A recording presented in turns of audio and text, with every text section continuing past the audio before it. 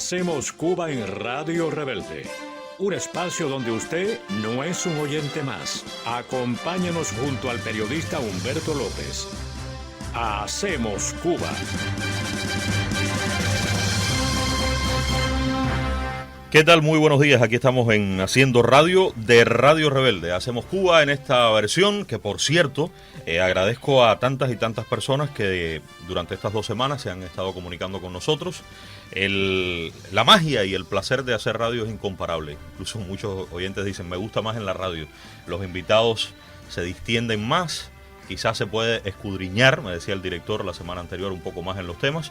Y uno, en definitiva, aquí en Radio Rebelde, como en todo el sistema de la radio cubana, se siente muy en familia porque la radio es tan cercana, la radio toca directamente al corazón del pueblo.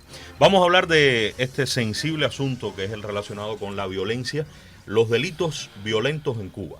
Están con nosotros los invitados que ustedes vieron en la semana anterior, Beatriz de la Peña Lao, quien es la jefa del Departamento de Investigación de la Dirección de Procesos Penales de la Fiscalía General de la República. Fiscal, buenos días. Buenos días, Humberto, y a todos los oyentes en esta mañana. El coronel Idael Fumero es el jefe de Información y Análisis de la Dirección Técnica de Investigaciones. Todo el mundo conoce como el DTI, aunque es una dirección, sería la DTI, correctamente, coronel, ¿no? La DTI, correctamente, sí. Coronel Fumero, bienvenido también. Buenos días, Humberto, a usted y a la audiencia de Rebelde.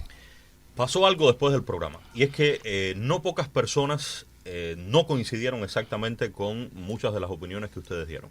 Se habló de gráficos, yo les pregunté una y otra vez acerca de la percepción de aumento de la violencia, de la agresividad en el país, del aumento de los delitos más graves.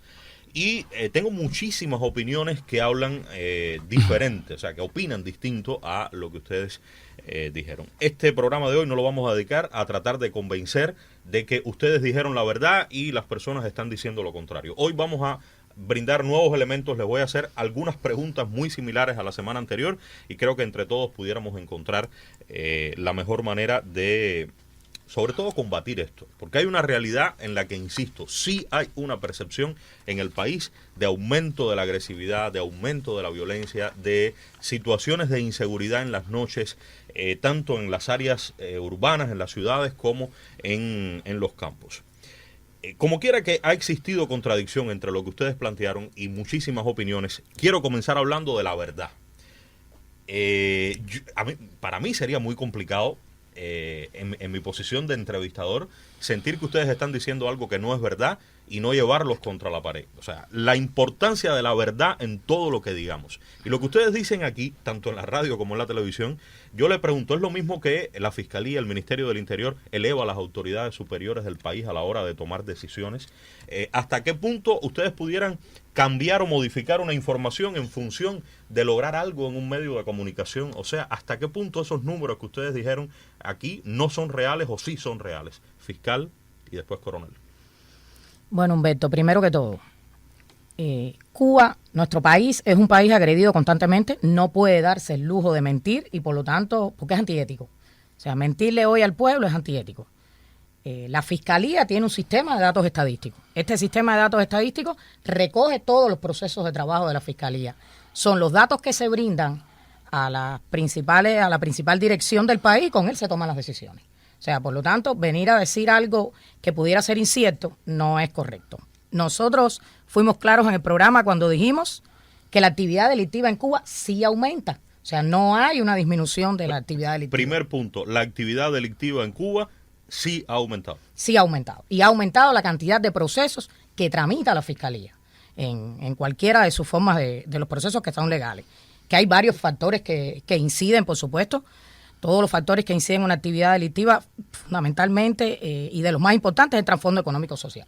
O sea, hoy en Cuba se vive una situación electroenergética compleja, hay problemas con los combustibles, la inflación, los precios excesivos, la situación que hoy tenemos con la canasta básica, que es tan importante para la población, pero no menos importante es que se observe en la sociedad una pérdida de valores, que está condicionado también por múltiples factores, no solo por factores económicos, que inciden en la aparición de vulnerabilidades, de desigualdades, que afectan en los mecanismos de solución de conflictos y a la postre, por lo tanto, generan mayor criminalidad. que no quiere decir que lo que aumenten sean los delitos violentos, que era lo que hablábamos. O sea, Claro, hablando de datos estadísticos, no son los delitos que se consideran violentos. El punto es que nosotros tratamos de mover el interés, y hoy es la idea también, sobre los delitos violentos. Y usted está diciendo, aumentan los delitos en sentido general, pero los más violentos son los que no aumentan. No aumentan. Sin embargo, la percepción es de que sí aumentan. Ajá, podría explicarte. Por ejemplo, y lo explicábamos también en el programa, los delitos patrimoniales, que son los delitos que más ocurren en la sociedad, y vamos a hablar, por ejemplo, del hurto, el robo con fuerza y las estafas, que son delitos considerados contra el patrimonio, porque afectan el patrimonio de una persona. Hurto, robo con fuerza Y las estafas. y estafa. Para coger tres, por ejemplo. En ninguno de los tres casos hay violencia. No son de los considerados delitos violentos. Delitos violentos son aquellos que afectan la integridad de una persona. Estos delitos no son los que afectan la integridad.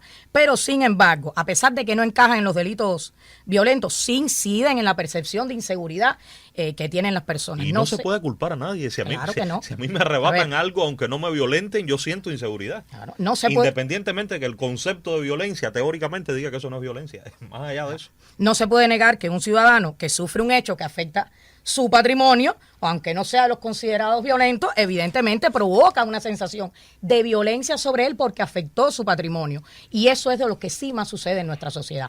Pero no es de los que estábamos hablando como los 5 delitos, que no es en Cuba. En el mundo entero, en los estudios, se consideran los delitos más violentos porque afectan la integridad de una persona, que es más importante que la afectación contra el patrimonio. Coronel. Humberto, toda la valoración que se presentó está basada en análisis que están fundamentados precisamente en hechos, en situaciones, incluso percepciones a nivel social que están permanentemente monitoreados.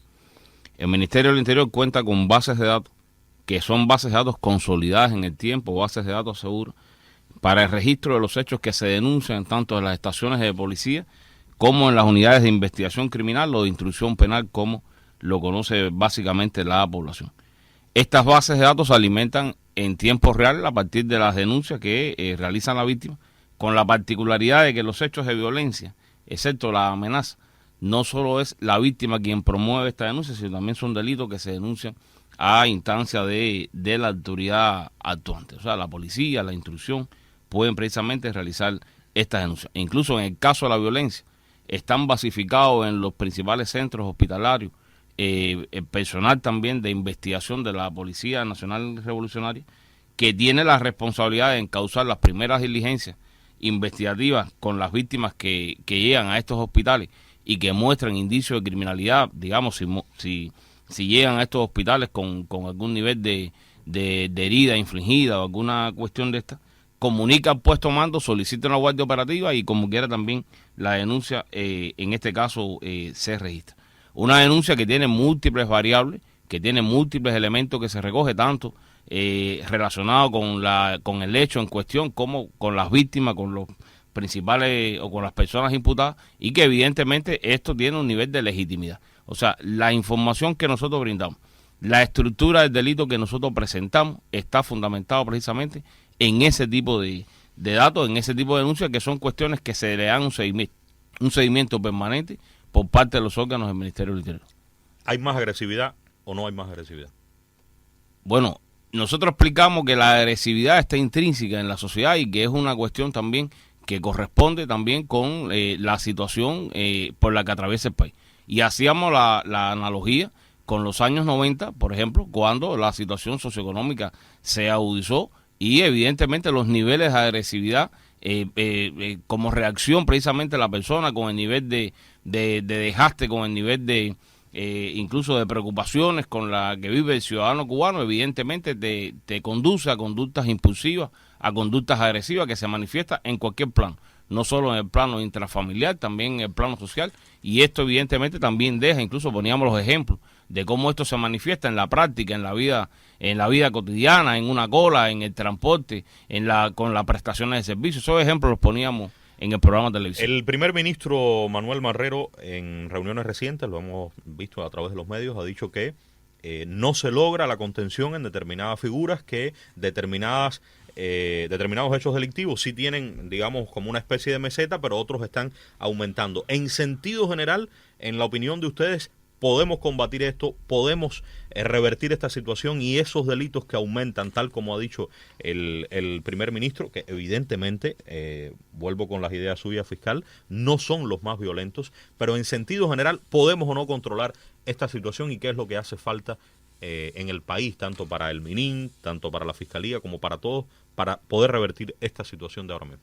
En correspondencia con el agravamiento de la situación delictiva, como la fiscal explicaba, sin duda, incluso nosotros somos también del criterio de que ha habido en los últimos tiempos, vamos a decir en el último año, ha habido una situación delictiva que se ha ido complejizando. En esa misma medida, el Ministerio del Interior, junto a los órganos también operadores de la ley, han ido reforzando las medidas de prevención y de enfrentamiento, o sea, con planes concretos, con acciones concretas de prevención y enfrentamiento, dirigida básicamente a identificar el mayor número de potencial delictivo posible y realizar sobre estas personas un grupo de medidas también en el orden preventivo y en el orden de neutralización. O sea, lo primero que hay que decirles es que sí estamos en capacidad de ir transformando gradualmente la situación, incluso se actúa de manera sistemática por diferentes variantes,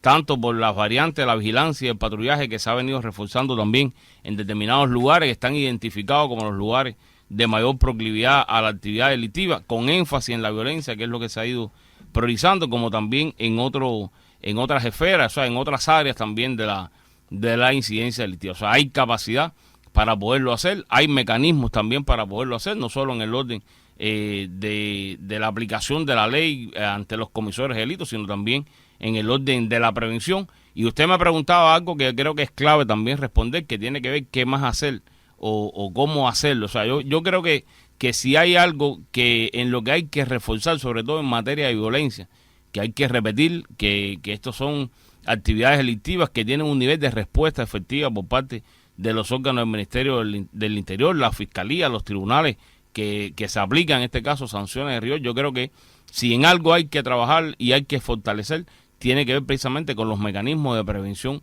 integral a estas manifestaciones. O sea, yo creo que la debilidad fundamental está precisamente en esos mecanismos de prevención, que son mecanismos de prevención integrales. O sea, está incluso recogido también en normas. O sea, el sistema de prevención social está instituido. Es un sistema que está integrado por diferentes organizaciones, organismos que tienen responsabilidad en este sentido y que evidentemente son de las cuestiones que hay que continuar fortaleciendo. Vamos a avanzar en otros temas. Tendría muchísimas preguntas, pero el tiempo va avanzando. Creo que lo de explicar el sistema de prevención y todo lo que se puede hacer en los barrios, de eso se habló en el programa, pero es una asignatura pendiente absolutamente en este minuto, en mi opinión. Vamos a hablar de los jóvenes. Ustedes hablaron de eso y también se generaron opiniones. En esta estructura del delito, o sea, en lo que está ocurriendo hoy en Cuba, ¿hay una presencia más marcada de jóvenes? Le pregunto a ambos, ¿sí o no? Primero, antes de los argumentos, ¿sí o no? ¿Más jóvenes en la comisión de estos hechos violentos? En la totalidad de los comisores de delitos no son los jóvenes los que más inciden, en la totalidad de los comisores. Coronel. Se ratifica lo que está planteando la fiscal, o sea, en la totalidad de los hechos violentos no son los jóvenes la edad preponderante, aunque sí hay que decir que cada vez se evidencia que los jóvenes aparecen sobre todo en hechos de connotación y también en otros hechos que, como hemos explicado también, tienen que ver precisamente, juegan con la edad. O sea, estamos hablando, por ejemplo, de estos hechos que tienen que ver con la percepción o con los arrebatos, por ejemplo, que te deja tanta percepción de inseguridad y tanta percepción de violencia. Evidentemente, por las características de los jóvenes, son los propicios para cometer estos delitos. O sea, estamos hablando que se da una dinámica de ejecución del hecho donde alguien pasa por el lado, te arrebata y sale corriendo. O sea, evidentemente esto tiene que ver precisamente con las características que tiene un joven, que no lo puede hacer, por supuesto, una persona mayor, sin ser exclusivos en este caso. Que haya más jóvenes cometiendo delitos violentos no significa que en general sean más jóvenes cometiendo delitos entonces. Es exactamente así como estás diciendo. En la totalidad no son los jóvenes los que cometen los delitos. O sea, en los estudios que se hacen, lo hablábamos en el programa, las personas con mayor de 30 años es donde se concentran los comisores de delito. Pero, como decía el coronel, hay tipicidades delictivas que incluso son de las que aumentan en la sociedad, en la que sí hay un aumento de jóvenes comisores, que es diferente.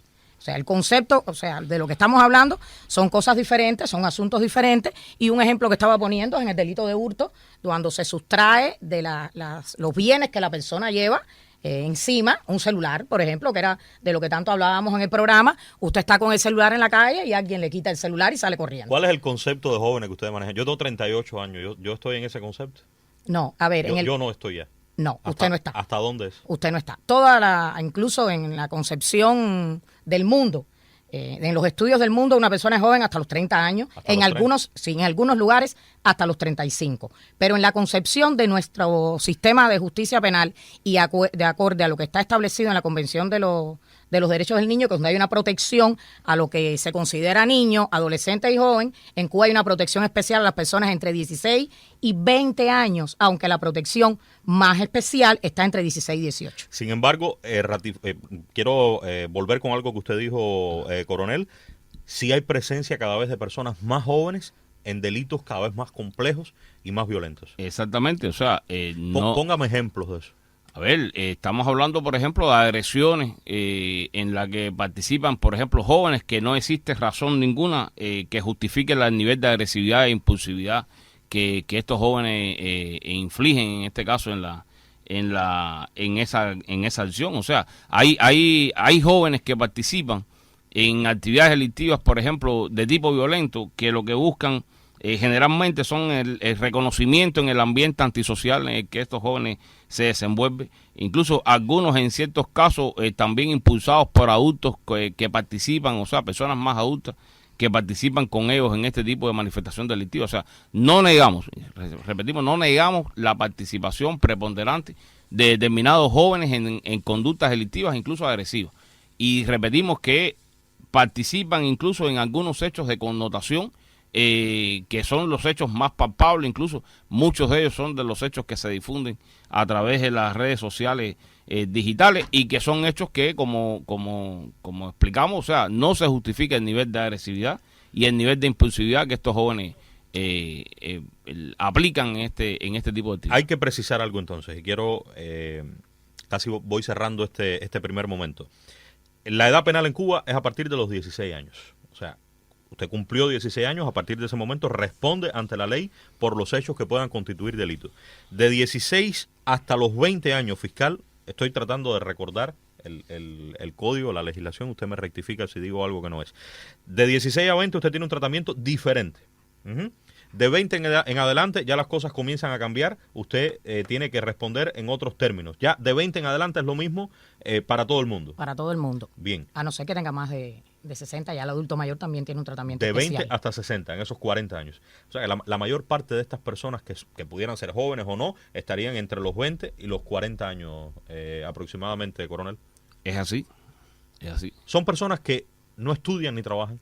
A ver, explicábamos que la mayoría de los comisores de estos delitos están en esa condición. O sea, cuando usted analiza la condición del comisor, de la persona que se imputan de las personas que se imputan por este tipo de actividad delictiva, estamos hablando de personas que en su mayoría son personas desocupadas en algún rango. Cuando estamos hablando de edad, precisamente de la edad de estudiante, en algunos casos aparecen personas que evidentemente no estudian, pero la mayoría se clasifican como personas desocupadas, sin vínculo laboral. Y esas personas desocupadas, que no estudian, que no trabajan, que están todo el día en la cuadra, que todo el mundo sabe quién es, que cuando llega el MININ o llega la fiscalía o llega alguien a investigar, nadie se desayuna con que cometió delito. Fiscal, hay que esperar a que cometa el delito para ir entonces a el derecho penal, que en definitiva es lo último. ¿Cuánto nos falta antes? En la ley hoy no podemos hacer nada hasta que no cometa delito. Tenemos que contemplar pasivamente a ese que no trabaja y que no estudia, esperando a que cometa un hecho violento. No. O cualquier otro delito para vivir, porque no tiene ingresos oficialmente. No, o sea, para explicar, usted para ir al sistema de justicia penal tiene que cometer delito. O sea, el sistema de justicia penal es el final. El final, por eso decía que es de última ratio. porque usted, mientras no cometa delito, no va. Que no quiere decir que si usted, hay quien piensa que el delito es llegar exactamente a la violencia, que el delito es exactamente a llegar a la criminalidad de una manera de la que todos conocemos. Y hoy nuestro sistema preventivo, que era de lo que hablaba el coronel, es más importante que llegar al sistema de justicia, que lo que baja a las consecuencias y no a las causas. No vamos a ir exactamente a lo que significa en el sistema preventivo, pero es muy importante para la Fiscalía. Incluso dentro de la misión de la Fiscalía, que es el control de la legalidad, está el controlar que el sistema preventivo funcione como debe funcionar. Ejemplos de qué podemos hacer cuando sabemos que A, B o C son proclives a cometer delito y todo el mundo lo sabe en la cuadra. Ahora, por eso es que digo que entra el sistema preventivo. Pero hay personas que creen que el hecho de que usted no cometa el delito de contra el patrimonio, el delito contra la integridad corporal, el delito económico, usted no está cometiendo delito. Y si usted viola las normas de convivencia social, comete actos de intimidación, escandalosos, provocadores en el mismo lugar donde vive, viola los derechos de los demás que es tan importante, usted tiene derechos, pero sus derechos tienen límite. Y es que usted no puede violar el derecho de los demás porque no puede violar el derecho de la colectividad. Cuando ese comportamiento daña las reglas de convivencia o perturba el orden de la comunidad, usted puede estar cometiendo un delito de desobediencia. Y por lo general, cuando usted mira, ese delito lo está cometiendo personas, que era lo que decía el coronel, ni estudian ni trabajan. Y ese es que en el barrio las personas lo ven de manera diferente. ¿Qué estamos haciendo hoy con esas personas, coronel? El sistema del Ministerio del Interior, sobre todo el sistema de policía a nivel comunitario, en el contexto precisamente del grupo de prevención social, trabaja con 3 grupos de medidas con estas personas que evidencian la comisión de delitos y, como dice la fiscal, o sea, no son comisorios y por tanto usted no lo puede denunciar ni le puede aplicar medidas desde el punto de vista penal. Pero se trabaja, por ejemplo, en las medidas profilácticas preventivas, tanto de modo individual como con la familia o ante el grupo de prevención social o los factores comunitarios. Existen también otras medidas, estas medidas se van graduando, o sea, progresivamente se le va elevando el rigor. Medidas de neutralización con la advertencia oficial, con la multa ante determinada... ¿Quién es el que puede advertir a estas personas? La policía lo ¿Pero puede quién? hacer. ¿El jefe de sector? Es jefe de sector. Ante la denuncia de un vecino. Ante la denuncia, no la denuncia exactamente, no hablamos de denuncia, vamos a dejar la pero denuncia. más allá del término, correcto, aviso al jefe de sector. Exactamente. Estoy viendo puede a hacerlo, alguien puede hacerlo. Lo puede hacer, no, de hecho le corresponde hacerlo. Si se le plantea en este caso, los jefes de sector y los sistemas del Ministerio del Interior a nivel territorial tienen identificado una masa importante. El jefe de sector no es responsable de saber eso independientemente de que alguien le avise o no. Lo es responsable. De hecho, así es como funciona en alguna medida. O sea, con independencia de las insuficiencias que se puedan presentar en ese trabajo comunitario, hay conocimiento de quiénes son las personas que en una determinada comunidad se implican o tienen una propensión, digamos, por la conducta que evidencian de vincularse a este tipo de actividad. Yo no tengo todos los elementos, pero si me voy a determinados barrios diría que falta mucho por hacer ahí. Falta mucho por hacer. Mucho porque hay mucha gente que todavía no estudia ni trabaja y que cuando usted revisa, vuelvo a decir la palabra ahorita, nadie se desayunó. Claro que tiene que andar en esto, diría en el barrio. Es que está a las 10 de la mañana está jugando dominó, a las 4 de la mañana está viendo música y no deja dormir a los que van a trabajar. Sabe todo lo que pasa porque todo lo está mirando, está en la esquina permanente, son 4 o 5 que siempre son los mismos, aparece uno de otro barrio, nadie sabe quién es. El jefe, si lo saben los que están ahí, ¿cómo no lo va a saber el jefe del sector? Lo debe saber el jefe del sector, Humberto, y yo creo que es necesario reiterar que es una responsabilidad de la comunidad, de los factores en la comunidad, precisamente trabajar y transformar este tipo de condiciones y transformar la conducta del sujeto. Si el jefe del sector... Yo debo decir lo siguiente, porque...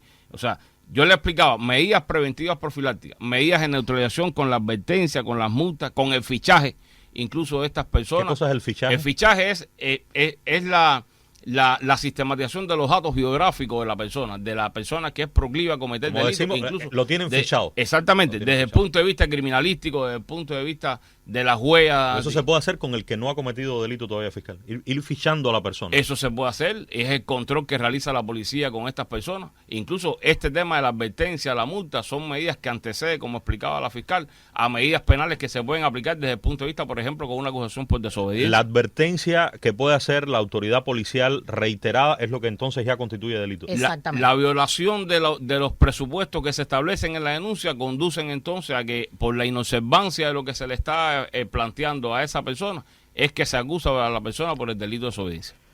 Bueno, sistema preventivo, yo creo que llevaría muchísima reflexión más. Estamos en espera de un momento a otro de pasar con la señal hasta el Ministerio de Energía y Minas para el parte eléctrico. El colega Bernardo Espinosa lo hace más o menos todos los días a esta hora. En cuanto eso suceda, los interrumpo, hacemos una pausa, vemos cuál es la situación electroenergética del país hoy y regresamos en el segundo momento. Vamos a hablar de las zonas rurales. A veces nos concentramos mucho en la ciudad. Yo les pregunté por la noche lo que pasa en las noches, pero quiero que me hablen de la situación de los delitos violentos en los campos de Cuba, cada vez más importantes en la producción de alimentos. Tenemos campesinos, productores que son importantísimos, vitales, que acumulan recursos que son esenciales y que están preocupados por la violencia, están preocupados por sus recursos. ¿Cómo ustedes están viendo esto, el aumento de la violencia, sí o no, en el área rural y lo que esto está generando en el país ahora mismo? Quiero comenzar, coronel, con usted. En zonas rurales, Humberto, las manifestaciones de violencia que son las que más preocupan no son exactamente las que más ocurren, y eso nosotros lo podemos decir con toda propiedad. O sea, las afectaciones a la masa ganadera y las producciones y a las producciones agrícolas no son afectadas esencialmente por hechos de violencia. O sea, aquí sí ocurre un grupo importante de manifestaciones delictivas, e incluso sabemos también que es un problema que esto se ha ido en incremento. O sea, por ejemplo, los hechos relacionados con el luto y sacrificio de ganado mayor, eso es un problema que es esencial en los campos de Cuba. O sea, esto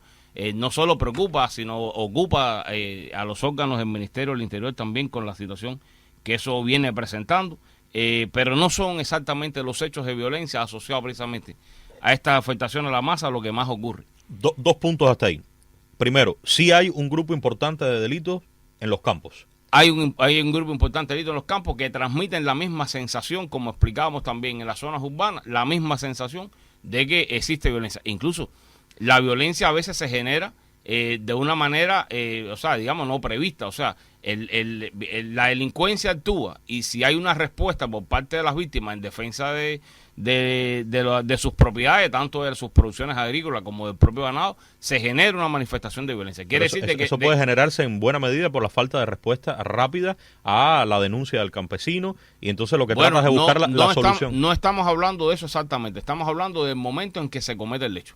O sea, el campesino pone bajo vigilancia sus bienes. Viene un delincuente e intenta sustraer, por ejemplo, un ganado, y el campesino le sale al paso. Y ahí se genera naturalmente una situación de violencia. O sea, es de lo que estamos hablando. Fiscal, Sí. ¿Cómo ven esto ustedes? Sí, según los procesos que tramita o que ha tramitado ya la Fiscalía, incluso los que está tramitando, el tema del sacrificio, el hurto y sacrificio ilegal de ganado mayor o de ganado de manera general, es de los hechos que más incidencia tienen, de los que se hablaba que no tienen contención. Es verdad que no tienen contención, pero no son los hechos más violentos. Pero con este tipo de hechos, hoy en el sistema de justicia penal hay medidas y hay una política criminal de severidad ante este tipo de hechos. Vamos a hacer la pausa. Hacemos Cuba en Radio Rebelde, un espacio donde usted no es un oyente más. Acompáñanos junto al periodista Humberto López. Hacemos Cuba. Gracias a Bernardo. Regresamos. Hacemos Cuba en Haciendo Radio, de Radio Rebelde. Fiscal Beatriz de la Peña Lao y el coronel Idael Fumero. Nos quedamos en el área rural. Para resumir el tema, que también tendrá que volver. ¿Ustedes están pensando solo en las ciudades y tienen olvidados los campos en materia de delitos? ¿Es o no prioridad lo que pase donde se produce la comida de los cubanos? Humberto, el enfrentamiento al delito, ocurra donde ocurra, es la misión fundamental de la Fiscalía, no la investigación, el control de la investigación penal y el ejercicio de la acción penal pública. Cualquier delito, el que ocurra, eso es misión de la Fiscalía. Por lo tanto, hay delitos que sí constituyen prioridades, y un ejemplo es el que pone la comida de la población. Y por supuesto, lo que ocurre en zonas rurales tiene que tener prioridad. Y el enfrentamiento, que era lo que hablábamos en el segmento anterior, al hurto y sacrificio ilegal de ganado mayor, tiene una política criminal de severidad establecida desde la dirección del Estado. Coronel. Es prioridad este tipo de manifestación delictiva, Humberto. Incluso los sistemas del Ministerio del Interior se despliegan por supuesto, a todas las zonas del país, incluidos los campos donde ocurren estas manifestaciones. O sea, es prioridad descubrir, determinar, neutralizar, en este caso a los comisores de estos delitos, sobre todo a los que tienen esta propensión, como explicábamos, al tema de la violencia. Pero reitero, en esta ocasión lo mismo que explicábamos para las zonas también de ciudad, o sea, para las zonas urbanas. O sea, es necesario también trabajar en el orden preventivo. Y en los campos cubanos es necesario sobre todo la rehabilitación de las brigadas de vigilancia campesina. O sea, coincidimos todos que esto es un mecanismo de persuasión o de disuasión, en este caso, ante la delincuencia, y que contribuye, como quiera que sea, a contener cualquier tipo de manifestación delictiva que ocurre en esta zona. Hay lugares donde esto no funciona. Yo les decía hace un momento, no vamos a comentarlo, pero lo digo porque doy fe de ello. Converso con muchos campesinos. La ficha de costo de algunos productos tiene más de la mitad, está en tema de guardia, o sea, en cuidar productos que son, ponía el ejemplo de la malanga, que es mucho tiempo, mucha guardia, y cuando usted revisa el precio altísimo, una parte importante es en cuidar esa malanga porque se la llevan, y porque puede cometerse un hecho violento ahí si encuentran a alguien dentro de ese producto. Es otro hipervínculo que dejamos abierto. Vamos a hablar de los celulares ahora. La mayor parte de las personas que hablaron de los celulares después del programa pasado sienten preocupación e inseguridad. Hubo algo que no dijimos, y es que yo creo, tenemos el celular en la mano el día entero. O sea, todo el tiempo andamos con el celular en la mano, lo mismo en la casa, en la calle, en un ómnibus. Y yo me pregunto hasta qué punto yo estoy cuidando, yo responsable de mi teléfono, yo estoy cuidando de que no pase nada con el teléfono. Esa sería una causa importante de lo que está pasando. Ustedes asumen que la responsabilidad de cada cual en su teléfono, esto tiene que cambiar un poco. Si cada cual tuviera el teléfono en un lugar más seguro y no lo sacara donde quiera, esto puede ser una causa importante o es irrelevante para la situación del robo de celulares en Cuba hoy. Humberto, esto no justifica que se los roben. O sea, que usted utilice el teléfono y le dé un empleo, en este caso en condición vulnerable, no justifica que se los robe, pero sí propicia una condición y hace que el hecho sea un hecho circunstancial. O sea, si usted pone un celular en condición vulnerable o lo porta de manera visible, evidentemente es más propenso a que cometan un delito sobre usted que el que lo protege. Pero insisto, esto no tiene esa...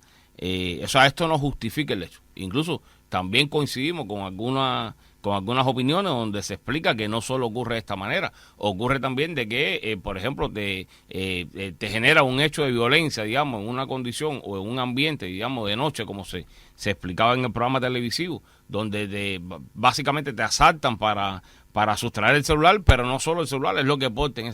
Hay que tener en cuenta también que más de la población cubana dispone de estos medios. O sea, se ha incrementado la posesión de celulares. Cualquiera hoy posee un celular en su poder, por tanto es más susceptible este bien a ser sustraído. En el mundo en general está aumentando. En el mundo, Humberto, hay datos que están publicados que hace ver que esto no es una situación solamente de Cuba. Por ejemplo, en el mundo está registrado que en cada minuto, por ejemplo, se pierde o se sustrae 113 celulares a nivel global. 113 celulares por minuto. En el mundo. En el mundo entero. Minuto. En el mundo entero. Por ejemplo, en Londres, capital de la desarrollada Inglaterra, reportes policiales de cierre del año 2023 dan cuenta de que entre 240 y 250 celulares eran robados cada día.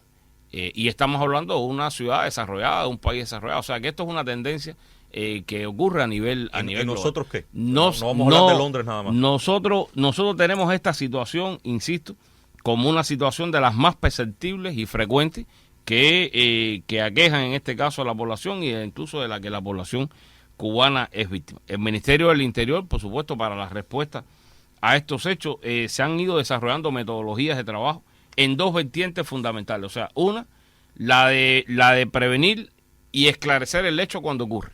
Y la otra para recuperarle bien y devolverle a la víctima, que es una de las cuestiones fundamentales también en la que se trabaja en ese sentido. Fiscal, ¿cómo proceden ustedes con estas situaciones que son crecientes en medio de un volumen de tanto trabajo? ¿Qué se desencadena en la cuestión de los celulares en la Fiscalía cuando hay una denuncia de este tipo, cuando hay una investigación de este tipo?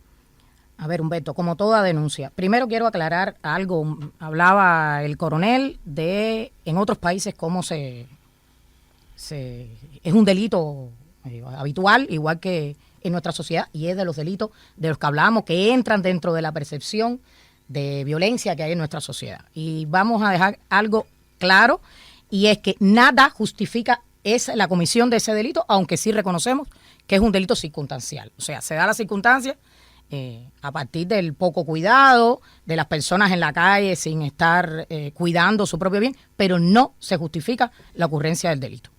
El artículo, nosotros mucho se ha hablado de que en la Constitución hay derechos y que se reconocen los derechos de los ciudadanos, pero también hay deberes. Y el artículo 90 establece como uno de los deberes respetar el derecho ajeno y no abusar de los demás. O sea, respetar el derecho ajeno significa que no hay nada que justifique que usted coja lo que no es suyo. El tema de los celulares, como mismo se ha desarrollado la electrónica en el mundo entero, también se ha desarrollado el Ministerio del Interior para la comprobación de un hecho delictivo. O sea, la Fiscalía, que la función es el control de la investigación, participa junto con el Ministerio del Interior en la ocurrencia. Y hay algo que es claro. Lo más importante es que la persona denuncie, porque la obtención de la denuncia, el conocimiento y la entrada en el sistema de que hay un celular sustraído puede llegar a la obtención y a recuperar ese bien. Vamos ahí. La mayor parte de las personas a las que le roban el celular, ¿denuncian o no denuncian? Denuncian el hecho. Sí lo denuncian. Denuncian el hecho. Pero todavía hay gente que no lo denuncia. Todavía hay personas que lo denuncian, pero la mayoría no lo denuncia. La mayoría sí lo hace. Y sí lo hace en el sentido también de que esto favorece, y se le ha explicado a estas personas, favorece también de que el bien pueda ser recuperado. Los que no denuncian, ¿por qué no lo hacen? ¿Porque no tienen confianza en que vaya a aparecer? Pudiera ser esa una variante de que no tengan confianza. Yo llamo la atención sobre algo, Humberto, y tiene que ver precisamente con las personas que son víctimas de estos delitos, incluso con otras personas también que voy a explicarla. O sea, sí, yo creo que las personas lo que tienen que hacer es denunciarlo, porque incluso la denuncia también de los hechos nos da también al Ministerio del Interior las posibilidades de poder analizar lugares donde existen concentración de hechos, lugares donde se manifiestan modos operar similares que faciliten en este caso la investigación. El teléfono que tengo es un Nokia que tiene 15 años, ya eso no vale nada, no voy a denunciar. Está pasando eso también. Bueno, eso depende de la persona. Pero estoy haciendo mal. En cualquier circunstancia. En cualquier circunstancia hace mal, porque como quiera que sea, hay un delincuente que está actuando. El que tiene un teléfono más valioso ese es el que más rápido denuncia, entonces. Es el que más rápido denuncia, pero de todas formas, en todos los casos es necesaria la denuncia para poder investigar. ¿Con qué cuentan ustedes en tanto desarrollo tecnológico que tenemos ahora para encontrar realmente el teléfono perdido, el teléfono robado? La mayor parte de los teléfonos que se roban aparecen realmente, y esto es en definitiva lo que va a dar confianza a la gente, independientemente de cualquier explicación que demos. Que aparezca la mayor parte de los teléfonos que se roban. A ver, Humberto, se han desarrollado tecnologías que propician detectar los celulares sustraídos. O sea, evidentemente tecnologías que por supuesto aparejadas también a las tecnologías, al desarrollo tecnológico que el país ha ido alcanzando. O sea, esto quiere decir de que hay posibilidad, incluso de hecho ocurre, de que aun cuando el hecho no se esclarezca, el celular sea recuperado y sea devuelto a la víctima. O sea, eso es una vertiente. Cuando no sepa exactamente quién se lo robó, aparece el celular. Y llamo la atención sobre esto, sobre todo aquellas personas que adquieren ilícitamente celulares que puedan prevenir de robo, que acorde también a las circunstancias en que estos celulares fueron adquiridos, se convierten también en partícipes del hecho delictivo. Vamos a hablar con una acotación antes que la fiscal intervenga en este sentido, que pierde tres cosas. O sea, primero, es acusado o puede ser acusado o implicado en el propio proceso penal que se está desarrollando. Del que compra. Estoy hablando del que compra un celular por la vía ilícita y que las circunstancias evidentemente demuestran de que es un celular proveniente de robo. Pierde el equipo y además pierde el dinero que invirtió, en este caso, en la compra del medio. ¿Se está dando mucho esto, fiscal? Sí, y eso de lo que hablaba el coronel, la persona que interviene, porque hemos tenido algunos hechos durante investigaciones que se han controlado por la Fiscalía, personas que tienen talleres para la reparación de celulares, o sea, que se dedican a la reparación de celulares y adquieren celulares que se los trae cualquier persona. Incluso usted debe saber por la circunstancia en que lo adquiere, el valor que le dan, un teléfono que tiene un precio y usted se lo están dando por debajo, la persona que está apurada, por las mismas características de la persona, usted puede conocer o prever que proviene de un delito. Y usted podría estar cometiendo otro delito. Muy pocos tontos quedan realmente. O sea, después de decir, no me lo imaginé o no lo sabía. Todavía hay gente que da esa respuesta en un taller de celular. Sí, podría hasta perder la actividad. Yo que recuerdo, realiza. hace un tiempo, coronel fiscal, que mostrábamos un taller aquí en La Habana con más de 500 celulares robados en un solo taller. Exactamente. Y no se excluye, también alertamos en este caso, o sea, aun cuando el celular se pueda desarmar para utilizar sus partes, sus componentes en la reparación de los celulares, tenemos también otros mecanismos para conocer de estas actividades. O sea, aun cuando tecnológicamente no sea posible detectar que el celular se activa porque el celular lo desarma, por supuesto, el Ministerio del Interior cuenta también con otras posibilidades también para descubrir de qué esto está ocurriendo, y son los casos a lo que hacía referencia. Vamos a cerrar con el celular. Primero, lo más importante es denunciar si ocurre. Denunciar el hecho. Segundo, ustedes tienen condiciones para encontrar el celular. Hay condiciones tecnológicas para encontrar el celular, acorde también al empleo que se le da a ese tipo de medios. Bien, aquí hay otro tema. Ya se nos está acabando el tiempo. Tengo 2 asuntos más por tratar. El primero, y quiero que sea muy rápido. La situación de los celulares es más o menos la misma de las motos eléctricas. Muchas motos eléctricas las desarman, se convierte en 1000 piezas la moto eléctrica y eso complica que aparezca la moto eléctrica. Hay que denunciar también, es más complicado para ustedes, la inseguridad en la cuestión de las motos eléctricas. Muy rápido este asunto, coronel. También es complicado, así como usted lo está advirtiendo, y debo decir también, como lo informamos en el programa anterior, o sea, el tema de la violencia en el tema de las motos no es lo que más ocurre, aun cuando sea lo que más preocupa y lo que más inquieta a la población y lo que más inseguridad en este caso genera. Eso en primer lugar. Lo otro ocurre similar. O sea, hay quien se dedica a desarmar, a desmantelar este tipo de medios, incluso a transformarlo y a comercializarlo nuevamente, pero hay posibilidades también de que estos medios sean encontrados. Sabemos de que hay un nivel de insatisfacción, sobre todo con las víctimas, que estos medios no le han sido recuperados, pero el Ministerio del Interior damos la garantía, el Ministerio del Interior tiene esto como un sistema de trabajo priorizado, trabaja en función de descubrir, de desmantelar las redes o las personas que se dedican a este tipo de actividad, y por supuesto buscando sobre todo la recuperación del bien y la satisfacción a la víctima. Quiero cerrar con este tema, fiscal, y tiene que ver con las víctimas y con muchos otros asuntos.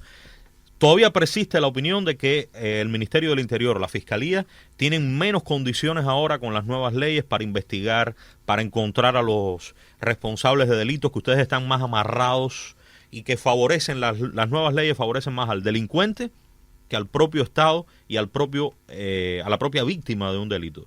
Minuto final para hablar de este asunto. ¿Cuál es su opinión?